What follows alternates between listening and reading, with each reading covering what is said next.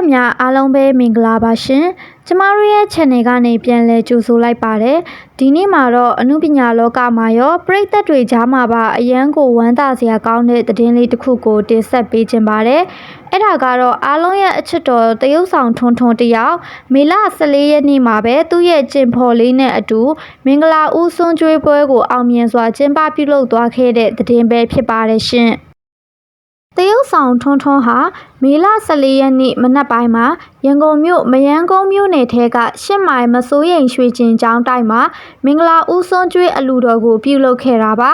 သူနဲ့လက်ထပ်လိုက်တဲ့ဇနီးလောင်းလေးဟာထွန်းထွန်းထက်အသက်10နှစ်ဝန်းကျင်လောက်ငယ်ရွယ်သူဖြစ်ပြီးထွန်းထွန်းအနေနဲ့အသက်40ကျော်မှအိမ်တောင်ပြုဖြစ်ခဲ့တာလည်းဖြစ်ပါတယ်ရှင်သူတို့နှစ်ဦးဟာမကြသေးခင်ကမှလက်ထပ်ခွင့်တောင်းတာသူတို့သမီးအတွက်မင်္ဂလာပွဲအကြိုဂုဏ်ပြုပွဲလုပ်တာနဲ့မင်္ဂလာဝတ်ဆောင်တွေဝယ်ယူတာတွေကိုတစ်ဆက်တည်းပြုလုပ်ခဲ့ပြီး14ရက်နေ့မှာတော့ဘုန်းကြီးကျောင်းမှာပဲရိုးရိုးရှင်းရှင်းနဲ့အေးအေးချမ်းချမ်းမင်္ဂလာဦးစွန်ကျွေးပွဲကိုကျင်းပခဲ့တာဖြစ်ပါတယ်ရှင်ဒီအပေါ်မှာကျမတို့ channel ရဲ့အမြင်ကိုပြောရရင်တော့အမှုပညာရှင်တော်တော်များများဟာသူတို့ရဲ့မင်္ဂလာပွဲတွေကိုခန်းခန်းနာနာကျင်းပလေးရှိကြပေမဲ့ထွန်းထွန်းကတော့လူအများကြားဟိတ်ဟန်ထုတ်တာမျိုးမရှိပဲဖုန်ကြီးเจ้าမှာပဲကုသိုလ်ယူရင်ဘဝတစ်ကိုစတင်လိုက်တာဟာတကယ်ကိုစံနမူနာယူစရာဖြစ်တယ်လို့အနှစ်သာရရှိလာပါတယ်အမှုပညာရှင်တယောက်ဖြစ်ပေမဲ့လူအများကြားမှာထင်ပေါ်ကျော်ကြားခြင်းတဲ့စိတ်ထက်ဘာသာရေးနဲ့အညီအေးအေးချမ်းချမ်းကုသိုလ်ယူခြင်းတဲ့စိတ်ကိုအဓိကထားတာတွေ့ရပါတယ်ဒါဟာလက်ရှိခေတ်စနစ်အရအရန်ကိုချီးကျူးဖို့ကောင်းတဲ့လုပ်ရတစ်ခုပါ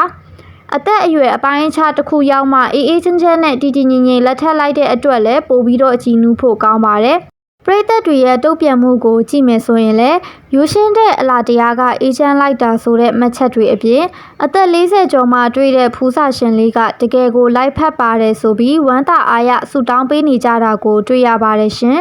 အထူးသဖြင့်ချစ်သူကိုလူသိရှင်ကြားချပြပြီးမကြခင်မှာပဲတာဝန်ယူမှုအပြည့်နဲ့အမြန်ဆုံးလက်ထပ်လိုက်တဲ့အတွက်ထွန်းထွန်းရဲ့ပြတ်သားမှုကိုလည်းပရိသတ်တွေကချီးကျူးနေကြတာပါ